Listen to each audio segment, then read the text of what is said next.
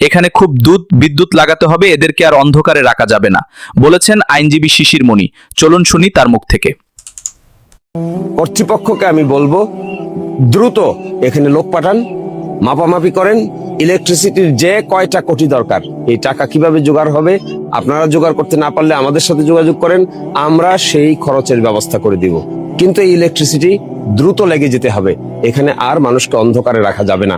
আধুনিক যুগে এভাবে মানুষ অন্ধকারে বসবাস করে, এই কথা বললেও কিছুটা শরমের, কিছুটা লজ্জার হবে। এই জন্য এদেরকে সাথে নিয়ে সকলকে আমি এই আহ্বান জানাচ্ছি। কিংবা যে যে রাজনীতি করেন না কেন, এই সমস্ত ক্ষেত্রে কোনো রাজনীতি করার প্রয়োজন নাই। এই সমস্ত ক্ষেত্রে মানুষের অসহায়ত্বকে নিয়ে কোনো রাজনৈতিক কর্মকাণ্ড পরিচালনা করার কোনো দরকার নেই। যদি কারো সামর্থ্য থাকে, আপনারা সকলে মিলে চেষ্টা করুন, এখানে ইলেকট্রিসিটি লাগুক, কারেন্ট লাগুক, তারপরে রাজনীতি যে যারটা করবেন। কিন্তু ইলেকট্রিসিটি নাই, অন্ধকারে বসবাস করে কিসের রাজনীতি হবে, আর কিসের দেশ নীতি হবে, আর কিসের পেট নীতি হবে? তো সকলকে মিলে আমি আহ্বান জানাই, পল্লী বিদ্যুৎ সমিতির লোকেরা যে যেখানে যেভাবে দেখছেন, যারা এটার সঙ্গে সম্পৃক্ত আছেন, you take this issue with very sincerely. এবং এই ক্ষেত্রে আমরা সব সময় এদের সহযোগিতা করতে চাই। দ্রুতই করেন এটা। প্রয়োজন হলে ইমার্জেন্সি বেসিসে লোক পাঠিয়ে এটি ব্যবস্থা করা দরকার।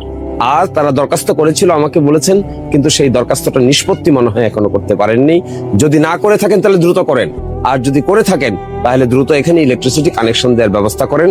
খরচের দায় দায়িত্ব আমরা সকলে মিলে ব্যবস্থা করব। এই ব্যাপারে আপনাদের মাথার কোনো হেডিক থাকবে না। সকলেই ভালো থাকবেন, সকলেই এই দরিদ্র মানুষদের জন্য কাজ করার জন্য এগিয়ে আসবেন। এটাই হবে আমাদের আগামী দিনের রাজনীতি।